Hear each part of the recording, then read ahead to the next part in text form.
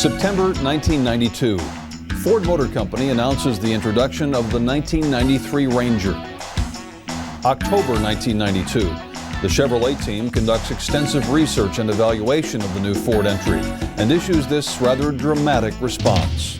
So where do we go from here? Well, strategy is essential for charting a good course.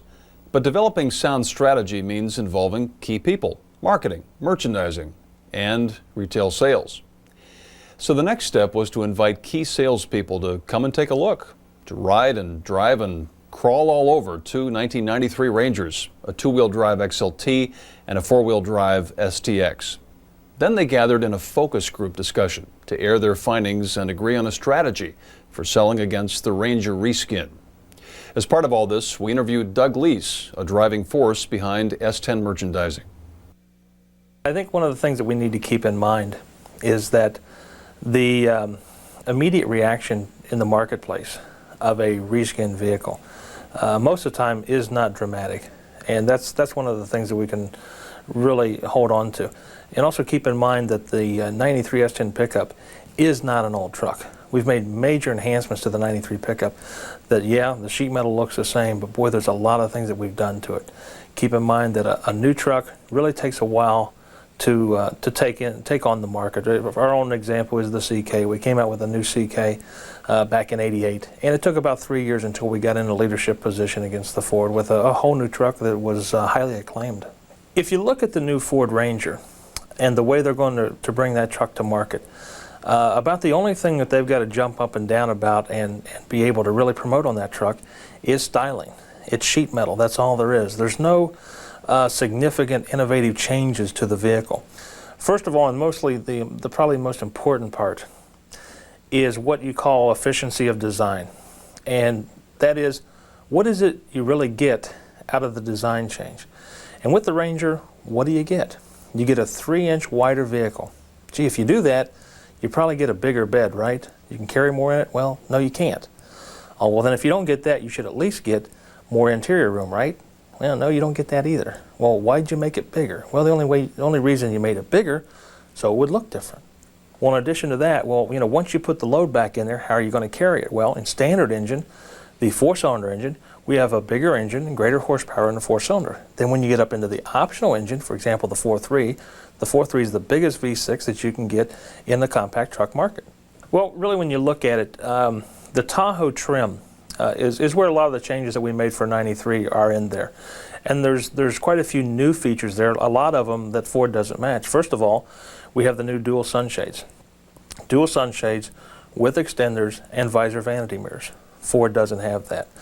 Also, we put new cloth interior in the Tahoe with the bucket seats. So you've got a new seat. Also, the cloth buckets have a manual lumbar support. So the Tahoe in itself is an extremely good value when you compare it to an XLT. Now, when you get into specific options, one big example that I can think of is the automatic transmission. Our automatic transmission is a full $100 less than the comparable Ranger automatic. And what that really means is when you compare vehicles equipped the way a lot of customers want them. For example, you take an S10, you put it with an automatic transmission and a V6 engine, the Tahoe package, and you put the Ranger with the exact same equipment, we have a fantastic price advantage, in most instances about $1,000 over the Ranger. Well, I think what we really need to do is take a look at the seasoned product that we have. Okay, let's take and really understand what it is we have to offer the customer, not only in price value, but safety, durability, reliability, all the reasons that customers buy an S10. And what better way to really get a handle on that than to talk to the people who are out there every day selling trucks to consumers. We've had them in here today. We've got a lot of good input from them, and let's take a look at it. You've all had a chance to examine the new Ranger, right? And look at some of the merchandising strategies. What are your impressions of the Ranger? First impression was the styling. Was the styling? Mm-hmm. What about the styling? The sleekness of it. Trying to go to a better vehicle in the wind. Okay. So the sleekness stood out? One of the first things you noticed? What about It's got a new look. I mean, it's got a futuristic look. a lot of the things that we're seeing in cars nowadays. You know, the new full-size pickup. I mean, it's got the futuristic look. What about it makes it look futuristic? Just to the aerodynamics and that type of thing. So I thought it might give us some trouble till we got looking at it closer. What kind of trouble? Because it's new. Simply because it's new? Simply because it's new. Yeah. But I think after looking at it, we've all found enough to combat just the newness of it. Really didn't change anything but the appearance of the truck. The exterior is really the only change in it. I can't find really any major change on the interior. It's definitely not comfortable inside. And, you know, for myself, it was, the seats were very uncomfortable. You're speaking specifically of the STX with that special seat. Yeah, that's a special lumbar seat. You guys got a chance to drive it, and a lot of people had mentioned to me there was something about the way the seat sets that you feel as if the seat is tilted forward, and you feel like you're sliding off the seat. And the thigh adjustment doesn't do anything to correct that in any way. So you know what Doug was focusing on. He was looking for comfort because he's tall. What about the rest of you? What were you focusing on when you were looking for comparisons? It has an appearance of being more luxurious or more car interior type look, but it's not comfortable at all. The looks is there. Well, from what I understand, we're going to have an aluminum wheel on the 93. We're going to have a 60/40 seat. We're going to have some of the things from what Doug told us last night, this year that we didn't have last year. How is that going to benefit your customer? Well, it's going to help us overcome a little bit of Ford's new style. After covering overall reactions to Ranger, the discussion turned to individual topics: test drive impressions, performance, and reliability characteristics. What I want you to do with the test drive experience and sharing that with me is wear two hats. First of all, let's put on your salesperson hat, Chevrolet truck salesperson hat, okay? Try not to think about the customer. You're the experts, and tell me what your experience was as a salesperson. I know with the armrest, split seat where when you pull the armrest down, it's really not long enough to rest your arm on, and the console inside, if you had to get something out of it, you would have to turn around. I thought that was real interesting in Ford's tape itself, where they showed the guy using the armrest. He did in one instance. He did it with his left hand, did this way, and then the other time they did show him. He was sitting there in the vehicle, and when he went to use it, he did one of these. He went. Well, you know, try to do that when you're driving. You know, try to do this move and still drive and the way that it opens, because that it is hinged on the side, it flips up toward the passenger. Anybody in the passenger seat really can't use it unless they go and they reach in over top of, in over top of the lid. The other thing I noticed, I don't know if you guys noticed, did anybody put their arm on the door armrest? It falls off. Yeah. How much of an armrest? Yeah, very, very small armrest. It does what? Your arm falls off? Very, very small armrest on the door. You take the truck and they've trimmed the truck out nicely on the inside. But you look behind the seat and they've not covered the jack up. You know, it wouldn't take much just to put a cover over the jack like the S10 on a Tahoe. You know, you can look behind the seat and it continues to look neat. Okay. One of the things that we clicked in on, if you notice, they put a coat hook on the back wall. Okay, so the first thing you do is when you hang something on that coat hook, you've just cut off about half of your back glass. Right. Okay, so you can't see out the back glass, but also, first time you use that jack and you put it back, where's the coat hook? It's right over top. It's right over top of that thing, so your jacket, your shirt, or whatever it is you're going to hang there is going to be brushing against that jack that's muddy from use. Let's talk about overall performance and reliability of the vehicle. What impressions did you have of that? What about the durability of the Ranger? I think it will never compare with Chevrolet. Why not? It's like Chevrolet's 4.3. We've had it now for years. It's you've got 5 more horsepower, 15 more torque. I mean, it's just all around better. Okay, good. It's going to be more durable because it's been around so long. It's proven itself. But you take an S10 and open up the hood and look at the cleanness, you know, it's got your air breather, and it's, you know, it looks just like an engine. And then you open the Ford up and it looks cluttered up with their air plenum design and everything. It just, you know, people look at the Ranger engine to me and they think, my goodness, nobody can work on this. It's got an open wheel well under the Ford with several holes in there. Yeah, there's Yeah, several holes. I guess I don't know what they're for. They have they route their wiring over top of the wheel well on the inside, and if you notice, the holes are there for little clips to push through the holes to hold the wiring. Well, first of all, if you look at the pictures, what it really shows is, first of all, those clips are exposed on the bottom end. So if you do drive this vehicle down the road and it flips a rock up, very likely it could pop this clip out. Plus, what they do is they drill all the holes that they could possibly need. So in instances that don't have all the wiring, they have open holes there. And the big thing, and I know you guys noticed it because you mentioned it to me, is that sitting right on top of this, about 3 to 4 inches from the hole, is the fuse box.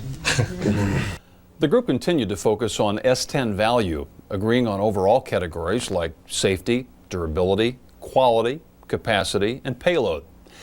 Those categories established a structure for identifying key competitive advantages.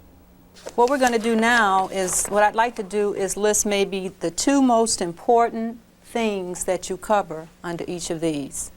Let's keep in mind that one of the goals here is to competitively sell the S10 against the Ranger. What about safety?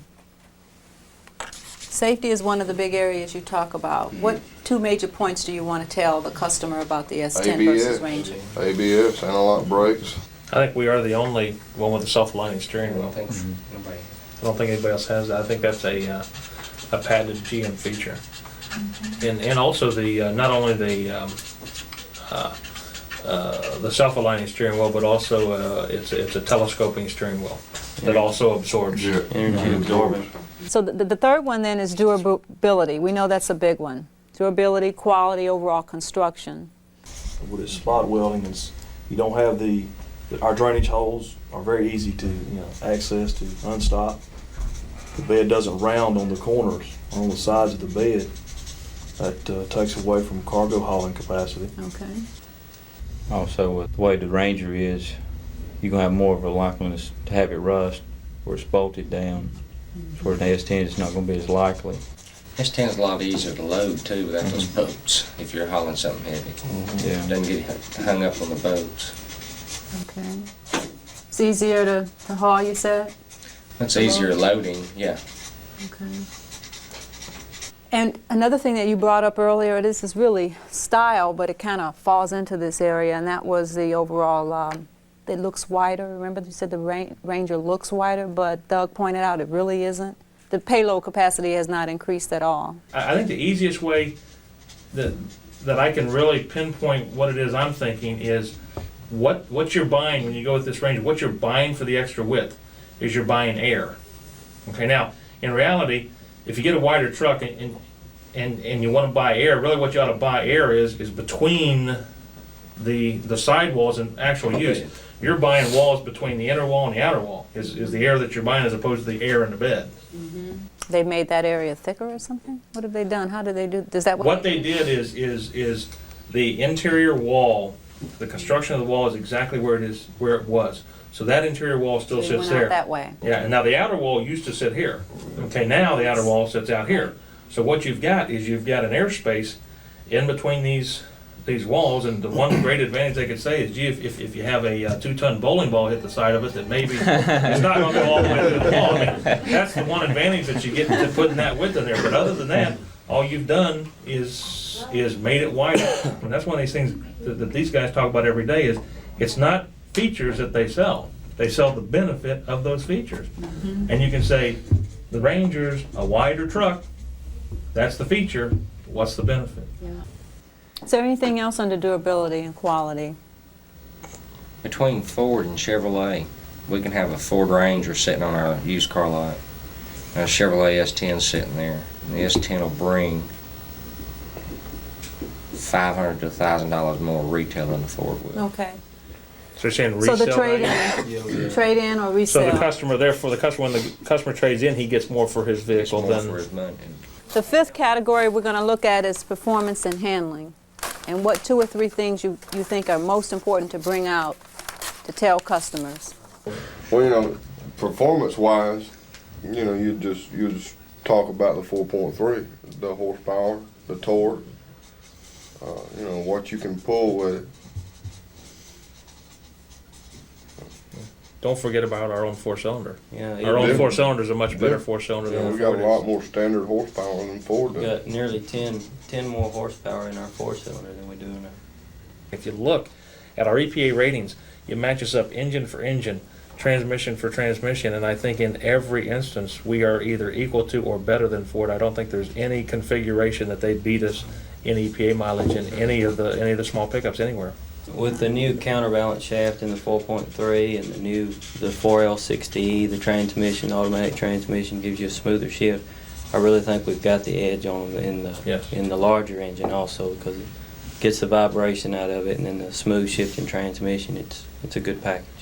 You know, one thing we forgot about in fuel economy, I hate to jump back on Oh, I don't mind at all. but we do talk about the greater fuel economy, but when you tie that into not only the greater fuel economy, but you put in the larger fuel tank capacity, you have a driving range that is greatly to our advantage. You can go farther on a tank of gas. And it's a combination of both the size of the fuel tank and the better EPA mileage. One thing that Ford does when you get into value and price, they always take their bottom end truck. Used to be called the Ranger S, and this year it's the same vehicle. They just gave it the XL nomenclature to get it consistent with all the other things that they do.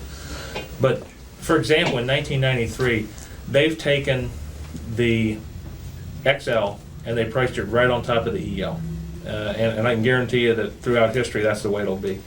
As a matter of fact, I think they're $2 less than us by the time you include freight. So they can go out there and say, gee, you know, we really match up with Chevrolet. It's as cheap when you start talking about base price. Let's start talking about putting some equipment on the vehicle. First of all, when you get into what they're relating to the Tahoe value package, which, you know, here's where you get all the equipment, and we put in the 2.8 engine. Well, you get the Chevrolet with the 2.8 engine, and it's cheaper than the Ford XLT value package with a 4-cylinder engine. That's not just the starting point. Anytime that you go beyond that, and we just looked at 2 trucks out here, by the time you get into where a lot of people go, where they put the V6 engine, an automatic transmission, and air conditioning on the vehicle, in practically any configuration, any model that you look at in that instance, Chevrolet will be about $1,000 below a Ranger or more. When you get into four-wheel drive models with that kind of equipment, you get into a $1,500 advantage that Chevrolet has. The discussion and reactions developed into positioning S10 as the tough competitor it is. By the time the focus group was complete, each of the participants seemed to have formed some strong feelings about their approach to the competition and their strategy for presenting S10. As a matter of fact, each of them took a turn at presenting their findings in the form of S10 selling strengths, the features and benefits most likely to stand out when selling against the competition. Through the magic of video, we've captured a composite view of their presentations. The S10 pickup has a proven track record. It's virtually maintenance-free. Short period of time that I've been selling them, I've sold several of them, and I've had very few come back except for just minor oil changes and minor technical problems that goes wrong with any type of vehicle. I've talked to some of the other guys that's been in the business a whole lot longer, and it just seems to be a great all-around truck. The S10 trucks come with 3 different engines, 2.5 4-cylinder, 2.8 V6, or the 4.3 V6, which is in this truck. The 4.3 operates with 165 horsepower with 235 foot-pounds of torque. With the new 4L60E transmission put behind it, you have a great shifting transmission. It's a smooth shifting transmission. You never even hardly feel when it shifts. It has electronic speed sensors in the transmission, which prevents over-revving, and it's just an all-around great package. The first gear lockout feature is great in conditions where it's wet or a little bit slippery from snow. You can start the vehicle in second gear And what that does is that reduces the amount of power that's delivered to the rear wheels and helps prevent slippage. In the bed of the S10 pickup, it's unitized welded. You don't have any bolts exposed, which will cause, on trade-ins on Ford Rangers we've seen, cause some rust. Your drain holes are located here at the front, and they're easy to unstop if they're stopped up, whereas on the Ranger it has like a gap at the front of the box. The S10 features two-sided galvanized steel with dual wall construction on the bed, which keeps any damage from the inside from showing on the outside, which also makes your truck stay looking new. One of the key features of the S10 pickup is its independent front suspension and the torsion bars, which is on the 4x4 system. It makes it kind of work like this over rocks and rough terrain. To give you a great ride, great stability, and outstanding performance in any driving conditions. You have a two-stage multi-leaf rear suspension that is very sturdy in a payload. You don't get a bouncy ride if you don't have a payload in the bed. The S10 pickup truck is really designed for the driver and passenger comfort. They have a full cloth bench seat. They offer 2 sunshades with extenders. You've got your map lights in your rear view mirror, which will stay on after you shut the door, allowing you to see the interior vehicle, locate anything that you may need. Well, the S10 trucks have been designed to be used as trucks, but also convenience and comfort levels. We have the custom cloth bench seats. Radio controls are easy to get to. Air conditioning controls are easy to get to. We now have a touch system, 4-wheel drive, shift on the fly. It allows the driver to shift from 2-wheel drive to 4-wheel drive without ever stopping. Well, from 2-wheel drive to 4-wheel drive high without ever stopping. You stop, put it in neutral, and you can shift down into 4 low. When you are in the 4 high mode, you can shift back from 4 high to 2-wheel drive high without stopping, which in the Ford Ranger and Ford products, you have to come to a complete stop, put it into 2-wheel drive, and back up 10 feet. Of course, it's got the 3-year, 36,000-mile bumper-to-bumper warranty with no deductible. 5-year, 50,000 emissions, 6-year, 100,000 miles rust corrosion. This vehicle has also been built with safety in mind. Has a rear wheel anti-lock brakes, self-aligning steering wheel. As I've said, the S10 truck is a great all-around truck. Pretty well the only way that you can really find this out is if you come and take a test drive. Now here's the most remarkable aspect of the activity. Once each of the salespeople had the opportunity to see and drive the Ranger, they developed their own distinct view of that product, and they quickly figured out how to position S10 to overcome Ranger's claims. The materials that come with this trainer pack give you the tools to do the same. 3 of the 4 handouts detail key competitive information. The 4th provides you with a ride and drive evaluation form that will guide you through the things to look for when you see Ranger up close. Use it to develop your personal competitive strategy and to share that strategy with your fellow professionals.